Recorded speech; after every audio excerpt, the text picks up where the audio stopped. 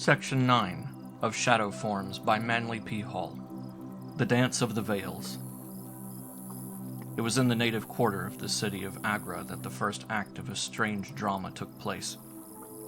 There is no spot in all India more picturesque, more unusual with its domes and mosques, its wondrous tombs and latticed palaces, than the ancient city of Agra, the gem of India, known all over the world as the city of the Taj Mahal. The native quarter, however, is not different from that of other eastern cities, with its bazaars and shops, its merchants, its dogs, its filth, and little running children that are eternally tangling themselves up in the feet of the passerby. Here, dressed in a spick-and-span white suit with a pith helmet and a flowing fly screen, walked John Thurlow, retired American racetrack expert and prize fight promoter, who, after a successful life at the plying of his trade, was now globe-trotting in order to get an inside tip on things, as he expressed it. John Thurlow was a florid-faced man some 50 years of age. He was built on generous lines with 3 layers of superfluous neck draped over his collar, while in the absence of a vest, a large linked gold watch chain extended from one trouser pocket to the other. He was decidedly overweight, and from time to time he took off his helmet and wiped the perspiration from a perfectly shiny head, sans every sign of hair. 2 small eyes gleamed out like those of a contented hog from a tiny crevice between eyebrows and cheek, which threatened to close entirely if he ate much more. The 18th Amendment meant absolutely nothing to John, but to fairly respectable American whiskey he had added infinitely worse Oriental concoctions, which, in his own words, could kick the side out of the Statue of Liberty. John Thurlow was one of those individuals with whom pomposity is an innate quality.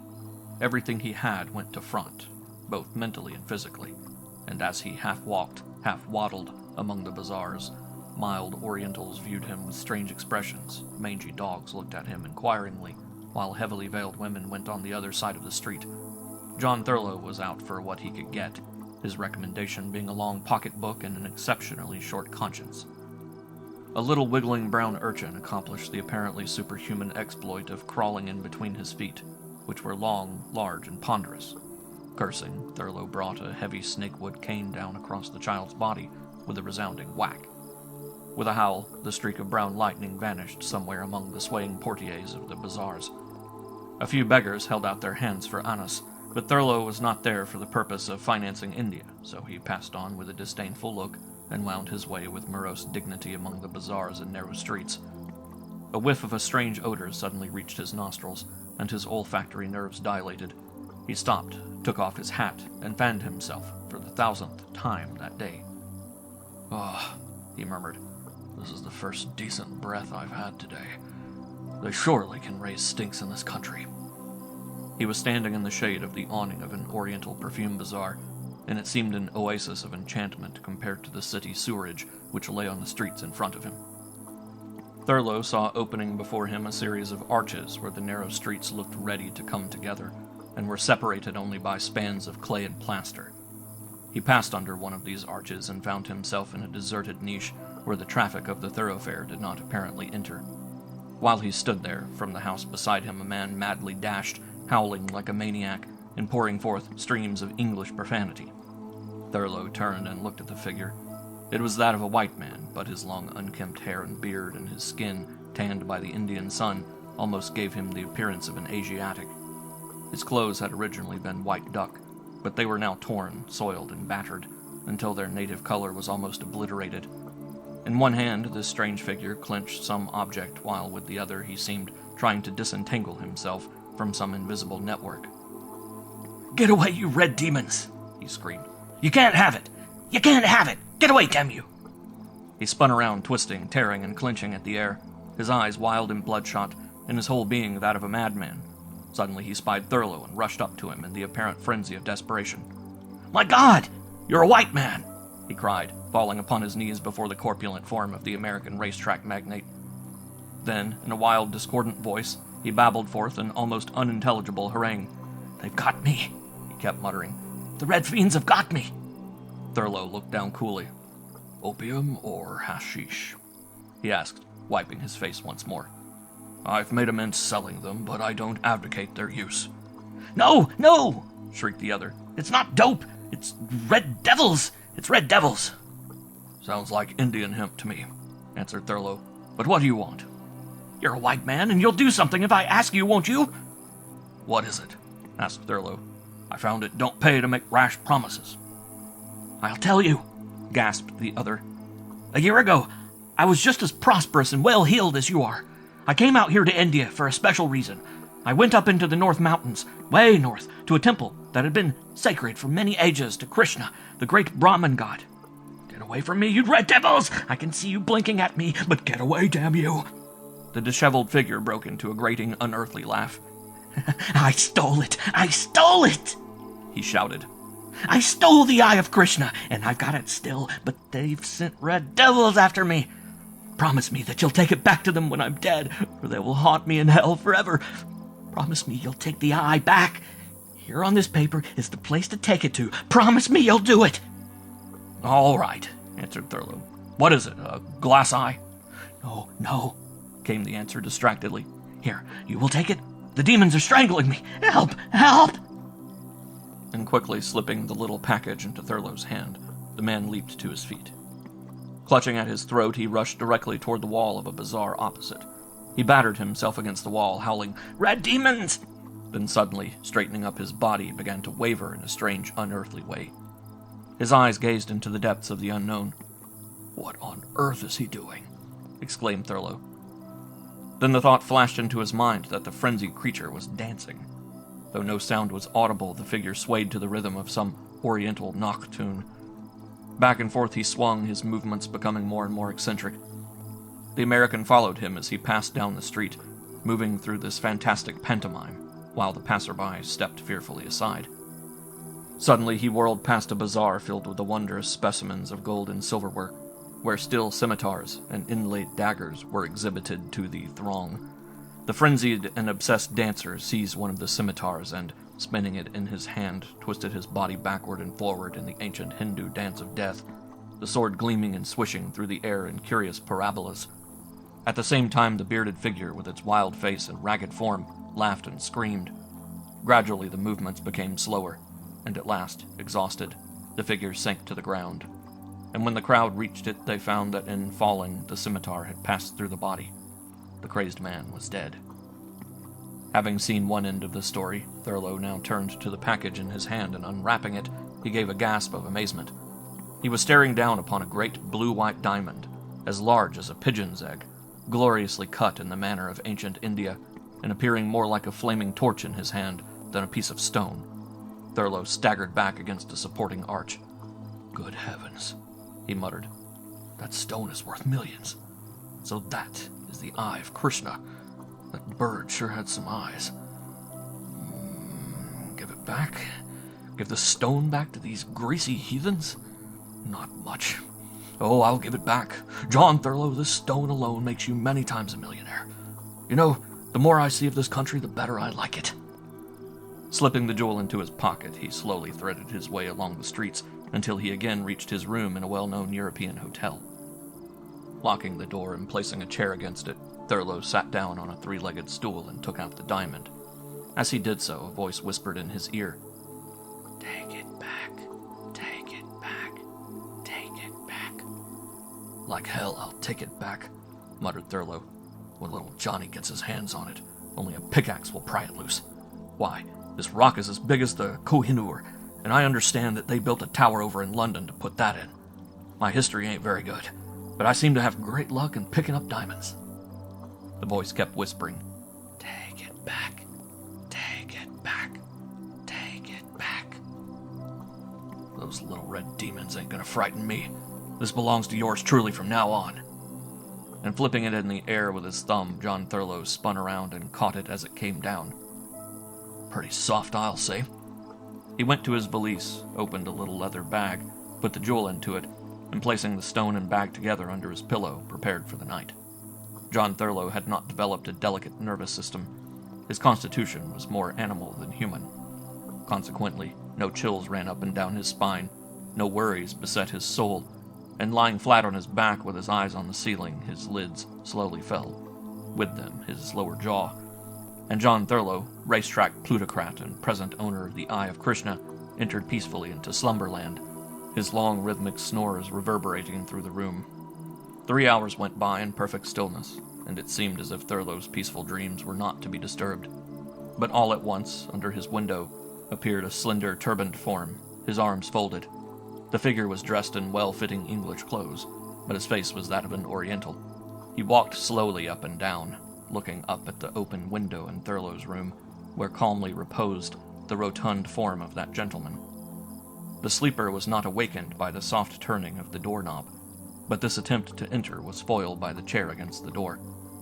A few seconds passed, and from the edge of the roof above there was lowered a thin silken cord, on the end of which hung a tiny incense burner of bronze, carefully padded.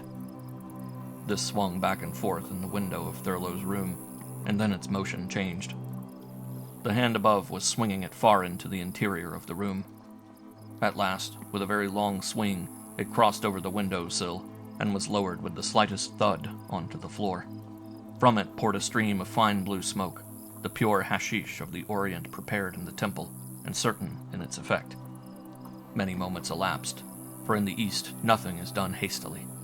The fine blue pencil of smoke was driven by the gentle breeze about the room, which slowly became hazy with its fumes.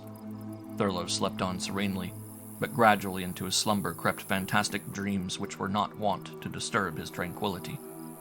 He seemed to be in an unknown place, filled with clouds and dancing lights, and he swayed among these lights like a creature in a dream. But all had the appearance of reality. Then through the thick clouds were visible red flaming faces, which leered at him with horrible bloodshot eyes. Somehow he realized in his sleep that these were the red devils that had tormented the crazed man on the street a few hours before. Voices began to speak to him, always whispering of the diamond. John Thurlo stirred in his bed uneasily and rolled over on his side. He tried to wake up, but a great weight seemed to be upon him. Something was pressing down on his chest, and his breath came in short gasps. He tried to sit up, but fell back in a stupor.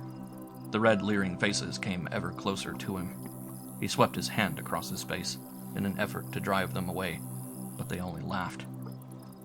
He did not know that they were the jinns appointed to protect the treasure of Krishna's eye. Thurlo was now tossing and twisting in his bed. His eyes were open, but he was still asleep. At last he rose, and his hand felt under the pillow where the diamond was. "No, you shan't have it," he kept muttering. "It's mine. It's mine. Get away from me, you hell demons. It's my diamond. It's my diamond." And he lurched to the other side of the bed. As he sat there, a curious sound suddenly became audible. It was the weird cadence of Eastern music like that of the dancing girls on the streets. And in the semi-darkness his eyes saw a singular veiled form that swayed and twisted in rhythm with the music. A houri of the opium dreamer. This figure undulated back and forth in its misty draperies, circling round and round Thurlo in a wild dance of the East. Soft black eyes gazed at him, and a curving form whirled amid the veils, holding out to him long, beckoning arms. Thurlo rose to his feet and stretched out his arms to the figure, his glazed eyes seeing only the beings of another world. Hesitatingly, he joined the frenzied dance. The soft notes of a flute and the endless throb of a drum inspired him, so round and round he twirled with the veiled creature of his dream. This mystic figure drew closer its veils, through which the slender form but faintly shone, and drew ever nearer to the window. Thurlo followed her, weaving and swaying as though wrapped in the veils of the dancer. Through the silence came the soft jingle of anklets and clinking jewelry, while the delicious odor of oriental incense and rare perfumes seemed to fill the air. With hands outstretched, Thurlo, moving to the same magic measure as had the man on the street the day before, reached the window. The alluring figure floated out into the vapors beyond, still calling, still enticing. Thurlo stepped up onto the windowsill, still twirling to the eerie music, and after one moment's hesitation, leaped off into space. Like a rock, the body of the American fell to the ground, landing with an awful thud beside the Hindu watcher. The Oriental, his hands still folded, gazed down upon the crumpled form at his feet. The American was dead, his neck broken by the fall. Leaning over, the Hindu took from the hand of the dead man the little brown leather sack that contained the eye of Krishna, and in reverence, he clasped it to his heart. "The god protect their own," he murmured, "and the jinns, the red demons from the Scarlet Lake, forever entwine this holy object with their shielding presence." A few seconds later, another Oriental met the first. In his hand was the little incense burner and the silken line which he had lowered into the window. Together they vanished into the night in the direction of the temple where belonged the sacred eye of Krishna. End of Section 9. Section 10 of Shadow Forms by ManlyPHall. The Emerald Tablet. 2 camels, bearing upon their backs varicolored hoodas, were moving swiftly over the yellow sand, the occupants of the swaying platforms shaded from the hot desert sun by the curtains and networks of silken wool. One of these desert ships was a gigantic black dromedary, while the other was a much smaller tan-colored camel. Seldom has such an animal been seen as that great black dromedary. Its short glossy hair seemed to shine with the sheen of the desert sun, and it was draped from head to tail in cords and bangles, many of the purest gold.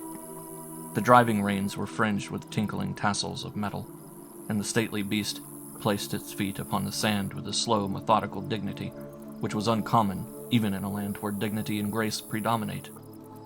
At the very top of the hoodah gleamed a star of solid gold, from which streamed the many-colored awnings which hung nearly to the ground. Seated on the great black camel was a strange figure, a slender, fierce-looking man of 45 or 50 years of age, his face swarthy and tanned by the desert sun, and its lines accentuated by a jet-black beard which forked in neatly trimmed points. He was robed from head to foot in white, save for his boots, which protruded as tips of red leather as he sat cross-legged upon the cushions. Over his head was a fold of white cloth, held in place by a twisted band of varicolored cords. Thrust into his wide white sash was a scimitar of pure Damascus steel, while an Arabian rifle, inlaid with mother-of-pearl and gold, swung at his side, its long barrel protruding far over the side of the camel. His companion, on the other hand, was as simply mounted and attired as one could imagine. Plainness and severity marked him as another extreme in this land of extremes. His camel was mediocre, and its trappings were few. This rider was unarmed and was of a different race from his companion. His skin was white, and 2 blue eyes shone out from a face chiseled like that of a Greek god. He was dressed in an unadorned white robe, and upon his feet were leathern sandals. His eyes and head were shaded from the sun by a canopy, but the plain awnings showed no decoration. He guided his mount with a simple braided cord. Slowly the 2 great beasts, carrying such contrasting burdens, mounted a great rolling dune, and before them, as far as the eye could see, stretched an endless waste of desert sand. Far off in the blue haze towered fantastic mountains in purple and gray, but of living thing or growing shrub there was no sign. "Where are we bound, master?" asked the youth, turning to the imposing figure that towered above him on the back of the dromedary. His swarthy-faced companion pointed a finger, studded with rings of gold and silver, toward the deep haze of the desert. "There," he answered in a voice deep, and yet strangely mellow and inspiring. The youth gazed in the direction indicated, but saw only a vague mist resting on the desert. "What is that place?" he asked. "That," came the answer, "is the land of the mirage, where still float in the ethers the temples of races long dead, where great seas lure the dying traveler to his end, only to vanish again in the limitless horizon. There across the sky wander caravans which passed this way before the silent kings were laid to rest in their tombs along the Nile. Still in the morning lights they file along. There stands also that wondrous building, amidst whose domed arches and lofty pillars is hidden the knowledge that you have come to seek. For in that shining place are the lost libraries of the dead, and we are now traveling along the way where once the caravans wound out of Egypt, carrying with them the papyrus scrolls, the Chaldean tablets, and the Phoenician stones, bringing them to this their present resting place. Here are preserved today the terracotta cylinders of Babylon. On them the history of lost races and the accounts of empires now unknown. From the western land you have come, properly recommended to seek these treasures of an ancient people, and I have come from the city of the mirage to take you to them." With a command to the dromedary, which seemed to understand his every word, The strange figure forged ahead, swinging and swaying in his moving houdah, as though in a small boat on a stormy sea. The youth also urged his camel forward, and as the hours passed, they moved with a rapid pace over the sand dunes into the heart of that desert whence no man has ever returned alive. Suddenly, the figure on the great black dromedary raised his hand, and the intelligent creature stopped as if it had read its master's thoughts. The youth drew up alongside, and, halting, peered out into the haze of the desert. He saw forming out of the mist a strange city of marble and sandstone. Great obelisks, carved with figures of birds and beasts, rose from amid garden groves of ancient palms, whose branches swayed as though by a gentle wind. Mighty pylons, surmounted by figures of sun globes with spreading wings, appeared. Slowly the sand changed into a sparkling lake with fantastic boats, in the form of birds floating upon it. The papyrus, with its bushy heads, grew from the marshes on the shores, and crimson-breasted herons stood like statues in the shallow places. Before the travelers stretched a great avenue of sphinxes with the water lapping the bases of their pedestals, and in the distance rose the plumed pillars of an immense temple, such as that whose ruin still stands like a gaunt skeleton at Karnak. Fleecy white clouds seemed to float in the ethers, and a scene of magic beauty took the place of the sandhills of the desert. From the gates of the ancient city, over the bridges across the water, great caravans were passing. Splendidly robed figures on Arabian stallions dashed in and out. Heavily laden donkeys and oxen plodded beneath ponderous loads.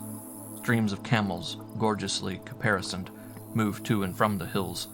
Now and then a huge elephant, bearing on its back a gilded houdah, lumbered by, its tusks inlaid with gold, and its smooth body painted in colored pigments.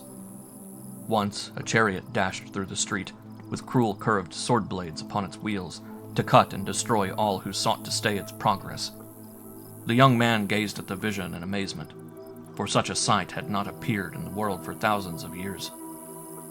"Is this all an illusion?" he gasped. "No," answered the guide, as he rested his arm on the long barrel of his gun. "This is part of the mystery of Akasha, in whose subtle essences live eternal all things that have ever been. This vast city of living light, this dream palace of the past, floats all over the surface of the earth in the ever-changing ethers of nature.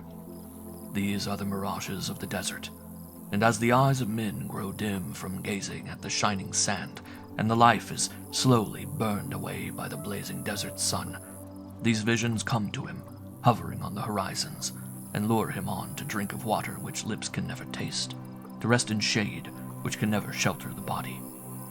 When you come near to this city, it sinks away, and though you follow it to the ends of the earth, you could never reach it. But come, I have been appointed out of this city to show you things which you have wandered far to see. I am a mirage like the rest, for I belong to a race that is no more. You see me with the eyes of a dying man. You see me with the senses of the shadow. But let us pass over yonder bridge and into a citadel that was a ruin 5,000 years before the coming of your Christ." They urged forward their animals, and crossing an arched bridge, entered the city of the mirage. They were in the same sort of bustling town which dots the Orient today. Tiny shops and narrow streets, laughing people and busy tradesmen. The grim mystery lay in the fact that all these things were shadows, unreal and non-existent. Those who sold wares or bartered for merchandise had left their labors ages before. But still in the ethers they bought and sold, gave and exchanged the wondrous rugs of Baghdad, the steel blades of Damascus, and the hand-illuminated papyrus scrolls of the Nile. The makers of perfume dispensed their sweet-scented wares, and the gold and silversmiths hammered their metals. The priest in his pleated robes walked along the rutted streets deeply grooved by chariot wheels. All, however, was in the mist, in a world that can never be again. The mysterious guide led the youth through all these streets and byways, where yelping curs sought to stay their progress, where little swarthy children played among the rutted cobblestones, where flashing color and deepest filth mingled in true oriental confusion. Then before them rose a temple, not with the domes and minarets of Stamboul or the fluted columns of Athens, but an imposing structure capped by a gigantic pyramid. Confronting the travelers arose massive gates of bronze, Upon the walls of the temple were carved grotesque figures, painted with pigments drawn from human blood, which last eternally because of their subtle, enduring qualities. Figures of gods and goddesses, winged globes and fiery demons, conceptions of the two-dimensional art of the craftsmen of ancient Egypt. "What is this?" asked the youth. "This is the Temple of the Three Fires, the shrine of the Thrice Magistar, Thoth Hermes Mercurius, the King of Heaven, Earth, and Hell," answered the white-robed guide, while his camel knelt beside the steps. Slipping from the cushions, he waved his hand, and the beast disappeared as though it had never been. "Behold," he said, turning to the youth, "part of the mirage has already vanished. The rest will follow when it has accomplished its purpose." The brown-haired man descended from his camel, but somewhat awkwardly, and followed the figure that mounted the steps by the feet of the faithful. Drawing his scimitar, the Egyptian hammered with its hilt upon the bronze gates, which resounded as though they were bells of solid gold.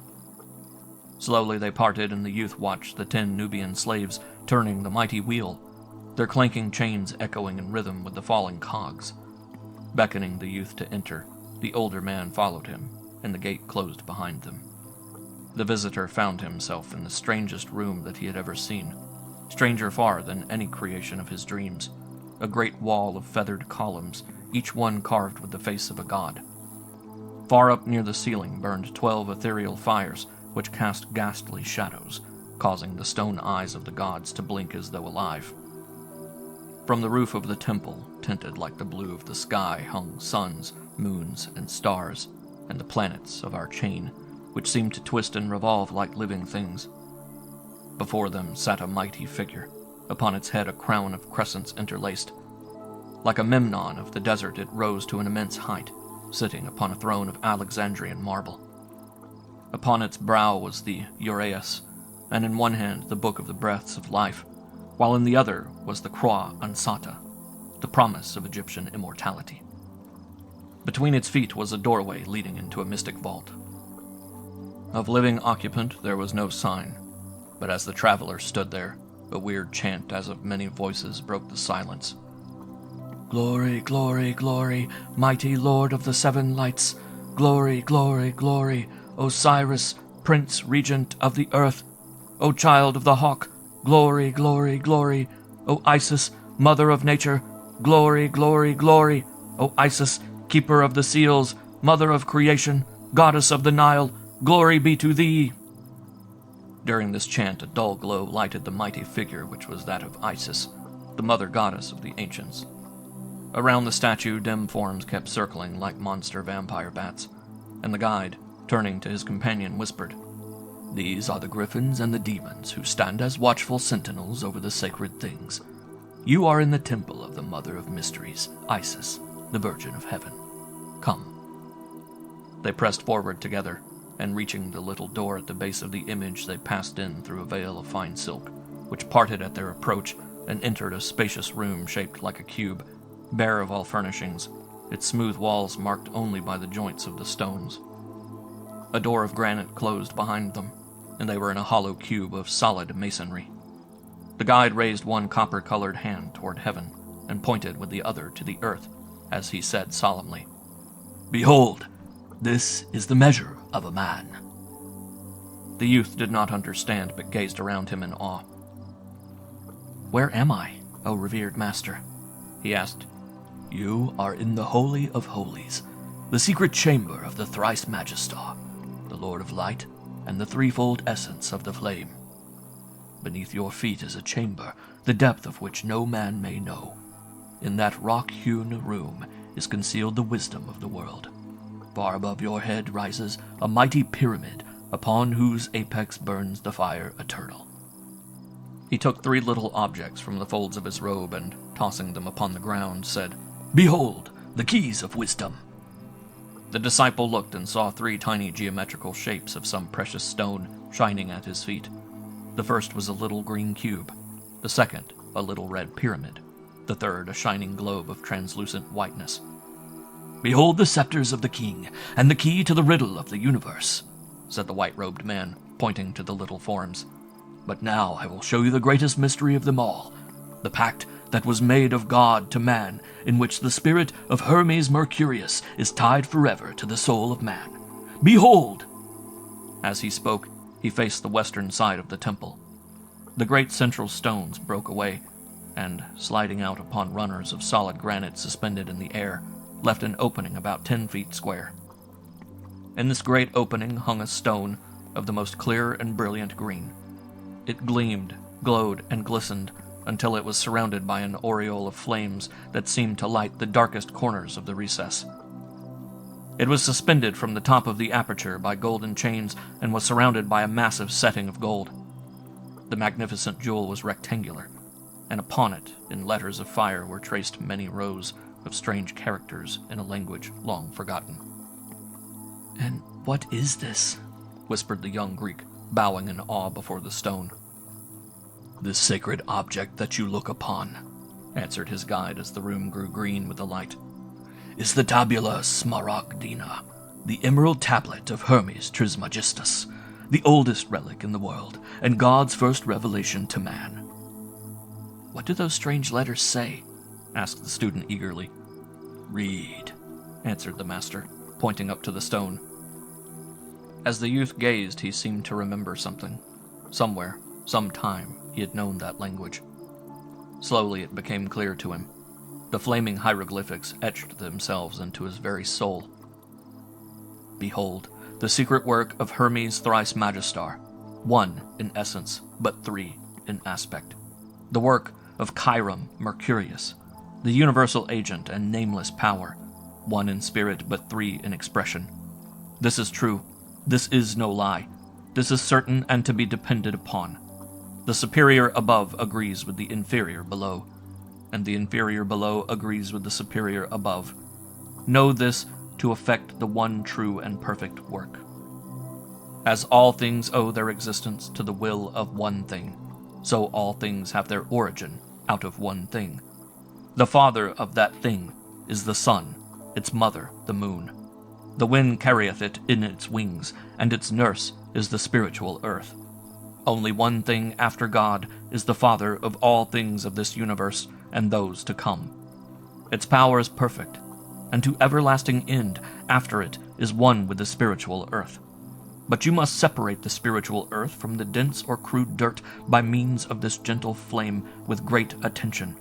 Then it ascends from the earth up into heaven and descends again newborn as dew upon the earth.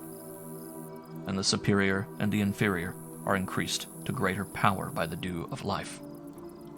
By this thou wilt partake of the honors of the whole world, and darkness and ignorance shall fly from thee. This is the strength of all power. With this art thou the master of all things, with power to transmute all that is fine, such as gold, and all that is coarse, such as metals. In this manner the world was created. The arrangements to follow this road are hidden. For this reason, I am called Chiron Mercurius, Telat Makasot, one in spirit, but threefold in manifestation. In my trinity is hidden the wisdom of the whole world. I have spoken, and it is ended now, that which I have said concerning the effect of the sun.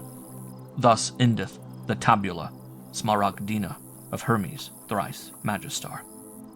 The lights gleamed and glowed upon the emerald, and the youth stood transfixed with awe and admiration.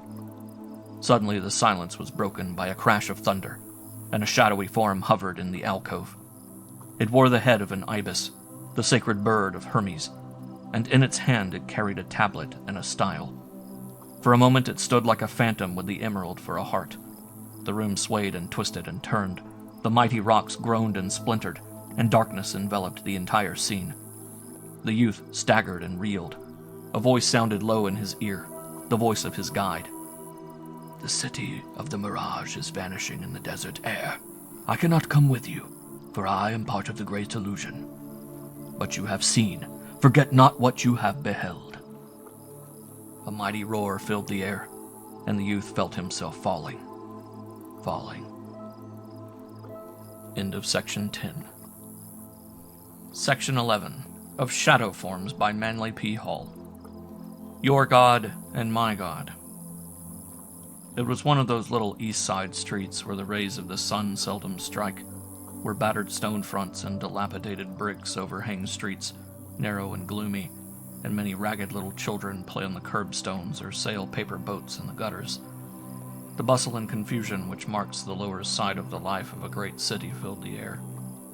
Here and there, an old brick tenement rose gloomily from the surrounding shacks, and the alleys were crossed and crisscrossed with clotheslines, upon which strange-colored garments fluttered in the air.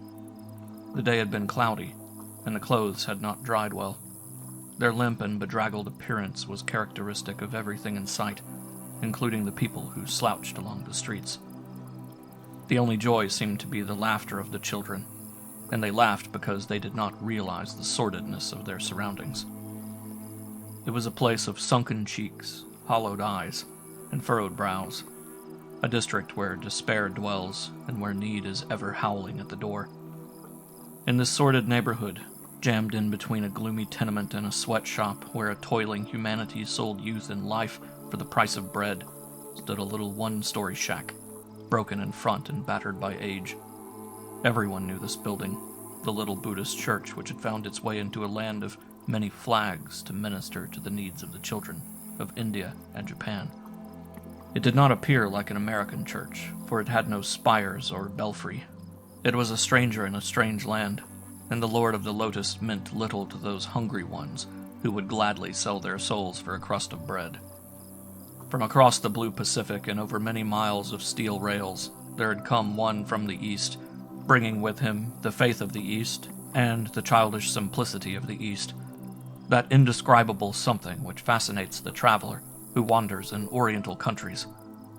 A few lonely ones in this great city had called him from the bright sunshine and green-clad mountains of India, had called him to minister to their needs. He had come out of his temple with its chanting priests, wreaths of purple incense, and majesty sublime, and as the least of the disciples of a lowly one, came to bring the light of Asia to his people in America. A quaint character was the little Buddhist priest. In spite of his strange gods, many of the people in that little tenement world had learned to welcome his smile and his quaint broken English. He had big black eyes and a kindly face, and though the years weighed upon him, his countenance conveyed an impression of childlike simplicity. There was no guile in his look, no deceit in his smile, no airs about his manner, but there was something infinitely human, deeply touching, even pathetic, in his brave battle against religions which opposed him.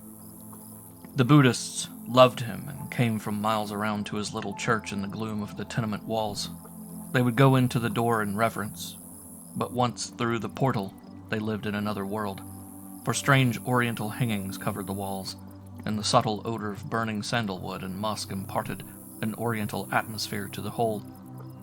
There, in a little niche upon which loving hands had traced the flowers of Buddha, was a little shrine in which sat their Lord and God, their minister of light, their consoler in sorrow, their hope of redemption, their voice before the Almighty, Lord Gautama, the great Buddha.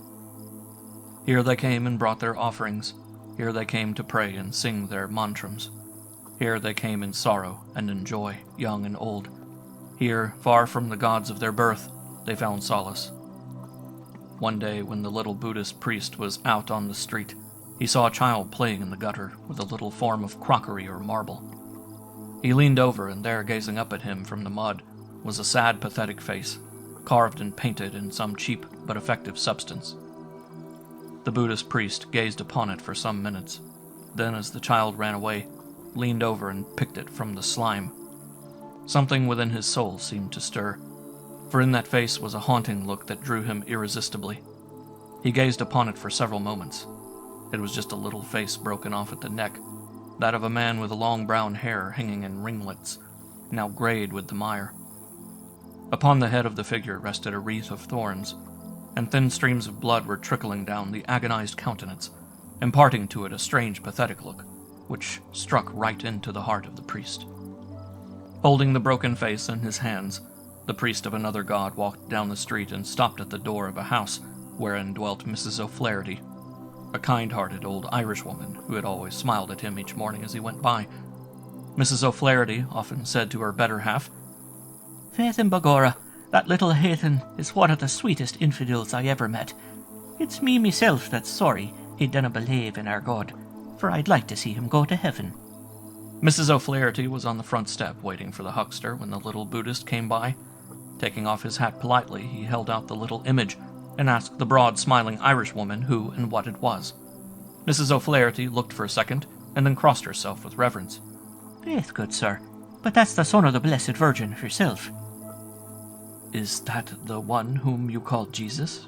asked the Buddhist. "Sure, that it is." "It is a beautiful face," answered the priest, gazing in rapture at the little form. "He was a great man. Far off in my land we have heard of him, and they say he knew our Buddha, and that he still wanders over the mountains, hand in hand with him." "Faith, and I know nothing of that, but I don't think he's hanging around with any heathen," answered Mrs. O'Flaherty, leaning on her broomstick and wiping her face on the edge of her gingham apron. "Sure, and if it gets much hotter, I'm going to move up on the roof again, like I did last July." "Will you tell me about your master?" asked the Buddhist priest, still holding the little image in his hand. "I would know of him, for my soul tells me he too was a mighty Buddha." "Sure, sit down right here on the step, and I'll tell yez about him till the Dago comes with me potatoes. Then Mikey's coming home from the dump yard, and I'll have to be getting him some dinner." Motherly old Mrs. Flaherty cast anchor and plunked herself down on the upper step, while the little Buddhist sat on the step below, still gazing at the little broken image. Then Mrs. O'Flaherty, in her homely way, gave her story of the master's life. The potatoes never came, and for 2 hours they talked there. A great light came into the eyes of the Buddhist priest, and something touched Mrs. O'Flaherty also, for the childlike peace and simplicity of the Hindu stirred her very soul. At last Mrs. O'Flaherty had to go, and the little Buddhist, clasping the broken face to his heart, crept quietly down the street, shaded by the falling night, to his little hole in the tenement wall where his people came to pray. One night in December, as I was passing by the little Buddhist church, I stopped for a moment in amazement. A door was hanging by one hinge, and its panels had been broken in with an axe. The windows were shattered, and the broken sashes were hanging dismally in the evening air. There was a thin flurry of snow that day. The sidewalks were slippery, and the hurrying passers-by did not stop to look in at the windows. All seemed dark inside, and I wondered what had happened to the little Buddhist church. As I stood undecided whether to go on or to push aside the broken door and enter, a sound broke the silence. It was a broken sob, just one heartbreaking wail, so low as scarcely to be heard, but which seemed to strike the very heartstrings. Quickly pushing aside the broken door, I entered the little church. Everything inside was in disorder. The drapings, placed with so much love, were torn away. The little flimsy altar with the lotus blossoms traced upon it had been kicked to pieces. The little shrine was overturned, and on the floor in front of it lay the shattered body of Lord Buddha, his gilded form crushed in by the blow of an axe. One little lone taper was burning and cast its feeble rays over the scene of dissolution. On the floor at the foot of the broken shrine, and the shattered bits of the gilded statue, lay the Buddhist priest. From a wound upon his forehead, blood dropped upon the broken statue. "What is the matter?" I cried. "How did this happen?" And kneeling down, I raised the limp body of the priest. He looked at me for a moment, and then the tears broke out afresh. In the Western world, men do not cry, but in the Eastern world it is different. I knew that it was not pain that brought the tears, but an ache in the soul. "Tell me what has happened," I asked in sympathy. And in broken bits I got the story. A story that is often told in the Western world, though mayhaps not in just the same words. "Oh, how hard I have tried to carry into your beautiful land the light of our God. He is a God of love and light. If you could only learn of my God, you would not slay your brothers. Had you the love of my God, this wrecked shrine would not lie here today. I came from far-off India, a stranger in a strange land, to bring the blessing of my priest, who sent me out to minister unto my people here in this land where people think only of themselves. This was my little shrine, where I used to come at night, and here I have ever found love and light in the gaze of my Buddha. In the stillness I could hear his soft voice whispering courage to me in my labors. I have never injured anyone, nor have I ever sought to lead your people from their gods. I have just come to keep my own. Far across the sea they told me that this was a free land, where people could believe in whom they would, and pray unto whatsoever God they would. I came, and for 5 years I have labored among my people here. I have tried to serve them in love and patience. Last night, when all was still, I came and knelt before my Buddha, before your God and my God. And as I sat here dreaming of the days when my Lord walked on earth, and of the time when his blessing should be upon me, a harsh voice suddenly broke my meditation. "Open the door," it said. I rose and opened the door, and several white men stood there. One said to me, "Get out of the way, you dirty heathen." Another said, "We will have no more devil worshippers in our district." A third said, "To hell with those who worship wood and stone." Then they came into my beautiful temple, and broke the furniture, tore down the drapings, and one of them took a great axe and aimed a blow at my poor Buddha. My Buddha, whom I brought with me from the caves of Gunga, far up in the snow. My Buddha was made when the great Lord himself walked the earth, and for over 2,000 years has inspired and guided my people. I could not stand it. I rushed between my Buddha and the blow. Then all grew black. How long I have been here I do not know, but it must have been many hours. When I came to, this is what I saw. Is this what your God has taught you?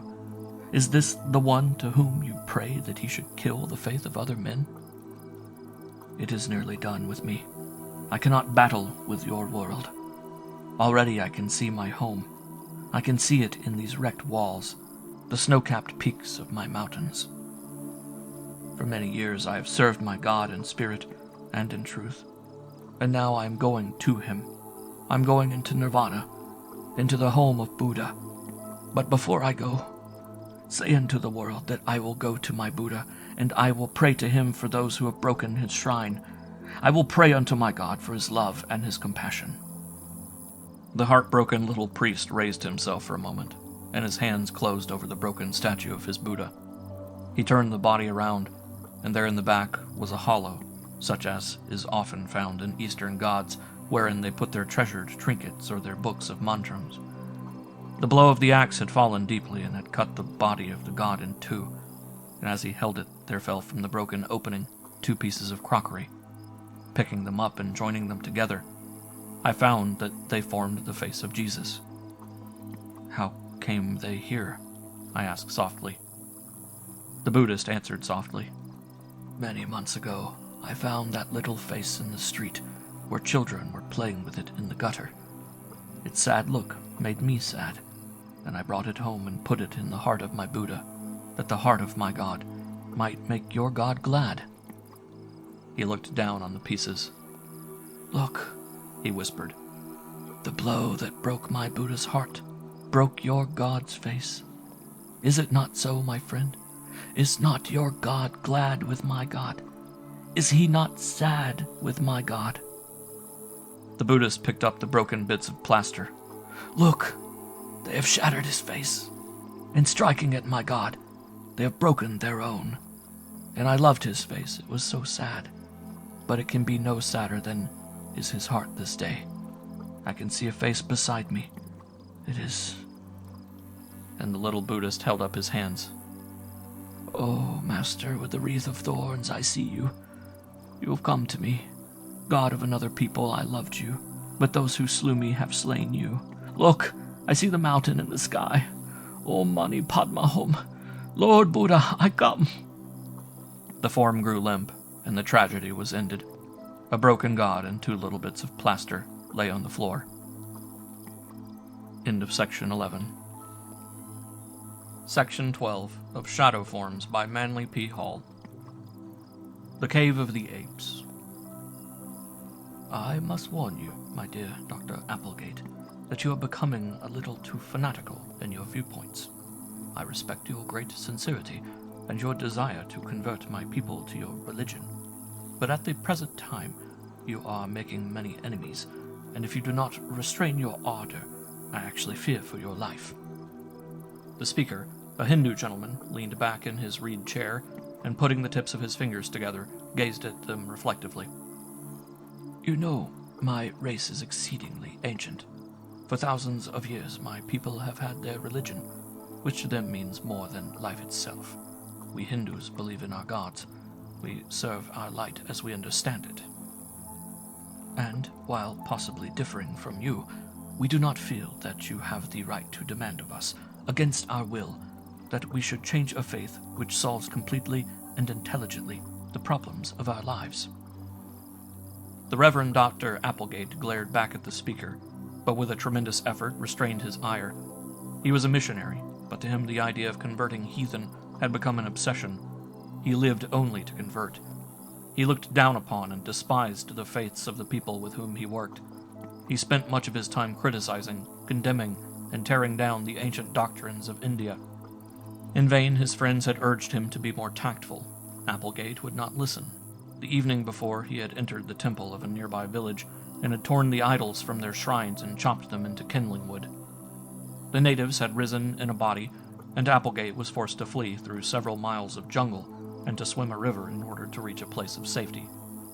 It was as a result of this escapade that the learned Hindu gentleman had called at the Reverend Doctor's mission and advised him to be less outspoken in his views concerning Oriental theology. The dignified Brahmin continued, "Many of your countrymen have come to India, and in the name of Christianity have sought diligently to educate and improve the conditions of my people. For this assistance, we are not ungrateful. When your missionaries come in a spirit of kindliness and helpfulness, we seek to cooperate in every way possible. Nevertheless, we have a right to our faiths. If we sought to force you to accept our doctrines, you would drive us from your country. And if you are unkind, and I may almost say unchristian, in your method of gaining converts, you can expect no better treatment. It is quite useless for you to believe that you can tear down all our altars and force our worshippers to follow your gods. So I warn you again, my dear sir, that unless you show greater civility, kindness, and forbearance in your religious work, I am very much afraid that you will meet an untimely end." "I shall never rest until I've torn down every heathen shrine in India," retorted Applegate, bringing his fist down on the cane table between them with sufficient violence to cause their lemonade glasses to rattle. "If these heathens will not come to the true faith of their own accord, I shall cram it down their throats, sir, and no fear of danger will divert me from my purpose. It is well that you came this morning, for this afternoon I should not have been here. I am leaving this noon for the hills. A number of holy men are journeying to the temple of Hanuman, the Ape King, to make offerings. Well, sir, I am carrying a .45 caliber revolver. Do you know what I am going to do? I'm going to shoot every sacred ape in that place, and no one had better try to stop me." There was no questioning the fact that Dr. Applegate's 35 years in the Far East had unbalanced him. The Oriental, as he gazed into the flushed countenance of the excited missionary, realized that he was dealing with a madman, but he replied in the same soft voice and carefully chosen words. "I know the place where you are going, and once more I offer my advice, although I fear it is quite useless to do so. The monkey temple of which you speak is under the protection of a great and wise pundit, a learned and philosophic man, beloved by the natives. If you go on such an errand as you describe, you probably will never return. One thing more, do not shoot the sacred monkeys. To do so is to murder. You do not understand the Orient, my dear sir, and your 30-odd years' stay seems to have profited you little. There are many weird tales of that temple, tales of magic and mystery. You do not understand the sorcery and necromancy of my people. Stay away, lest terrible ill befall you. The Temple of the Apes is famous from one end of India to the other. It was excavated in memory of Hanuman, the king of the monkeys, who assisted the hero of our religious myths, Rama, to find his beloved Sita when she had been stolen away by the wicked Ravan, king of Lanka." "You have said rightly that the temple is notorious all over India," shouted Applegate, rising to his feet. "And that, sir, is why I am going there. Before I get through, I will completely demolish that temple, even if I have to do so with my bare hands. I'm not afraid of your pundits, your philosophers, or your wise men. I am the servant of the one and only true God, and I will overthrow your false philosophies and save the souls of your people, though I die in the labor." The tall, slender Oriental bowed his head in assent, and rising, prepared to depart. "If Sahib Applegate follows the program he has outlined to me," he muttered under his breath, "he will die all right. There is no doubt on that subject." After a few words of farewell, the tall Hindu departed, leaving the Reverend Doctor pacing back and forth on his veranda, launching into the atmosphere streams of imprecations aimed at heathens in general. The Temple of the Apes was hewn out of the solid rock at the base of a great cliff. It was in reality a series of caverns, one behind the other, the walls of which were gloriously carved with scenes from the Ramayana and other Hindu classics. Pillars carved from the living rock supported the roof. A number of statues of Shiva were prominent among the sculpturings.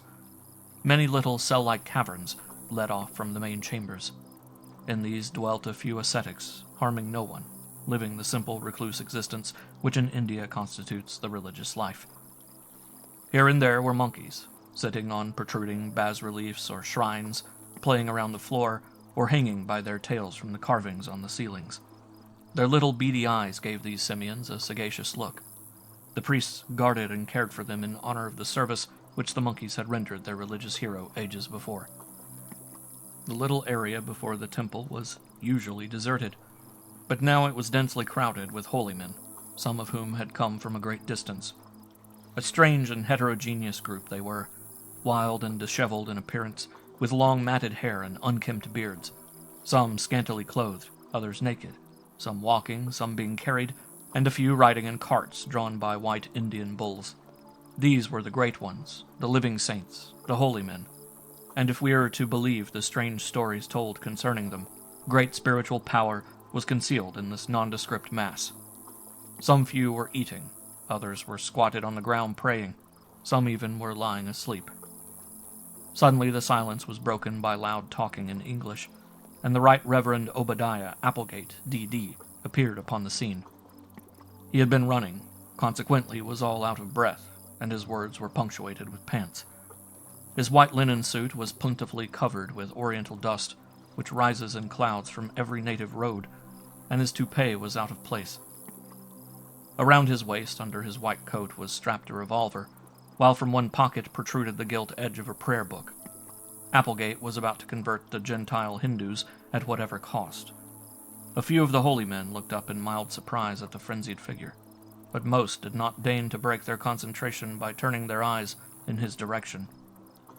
As he neared the steps cut in the stone, an aged and bent ascetic appeared from within the temple, and stretching out his arms, barred his progress. "You cannot come in here," protested the Oriental in Hindustani. "This place is for the faithful and the believers alone." Applegate understood the language and answered in the same tongue. "I come in the name of the true God, to tear down your false idols and to save your souls from eternal damnation."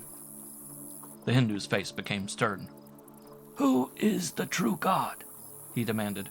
"And what right have you to speak for him? You, who come into a temple, armed as though for battle, to interrupt the meditations of the holy. Get you gone, and leave righteous men to their prayers." While Applegate was no longer young, his religious frenzy gave him strength.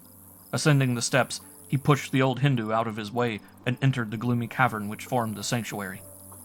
His eyes fell upon a sleek brown monkey, hanging by its tail, and 1 foot from the outstretched arm of Brahma, who stood twice life-size carved from the rock of the mountain. With a cry of triumph, Applegate drew his revolver, and its report echoed hollowly through the cavern.